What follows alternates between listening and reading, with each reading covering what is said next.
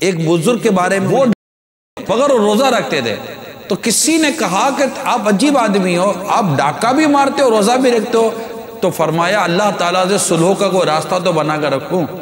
یہ راستہ ان کو توبہ کی طرف لے آیا اور وہ اللہ کے نیک بندے بن گئے۔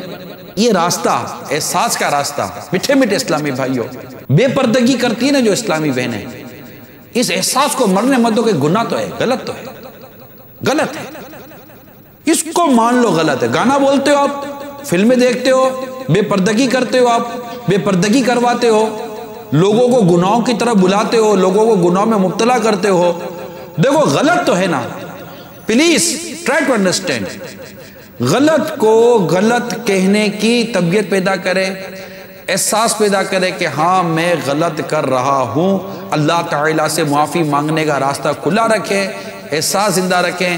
انشاءاللہ تبارک و تعالیٰ یہ احساس ایک دن آپ کو پلٹا کر ایسا لائے گا کہ رب نے چاہا تو گناہوں سے نجات بھی ملے گی اور نیکیوں کی توفیق بھی ملے گی انشاءاللہ۔ احساس نہیں مرنے دینا، مہربانی کرو۔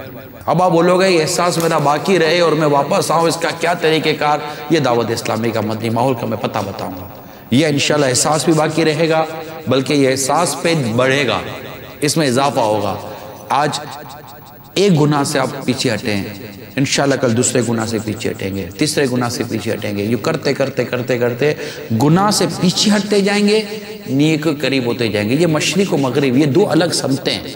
جب آپ گناہ کی طرف بڑھ رہے ہیں نا تو نیکیوں سے دور ہو رہے ہیں، جب آپ نیکیوں کی طرف بڑھ رہے ہیں نا گناہ سے دور ہو رہے ہیں۔ یوں سمجھیے کہ جنت و جہنم کے دو راستے ہیں، اگر آپ جہنم کی طرف بھاگ رہے ہو تو جنت سے دور ہوتے جا رہے ہو، اگر جنت کی طرف جا رہے ہیں جہنم سے دور ہوتے چلے جا رہے ہیں۔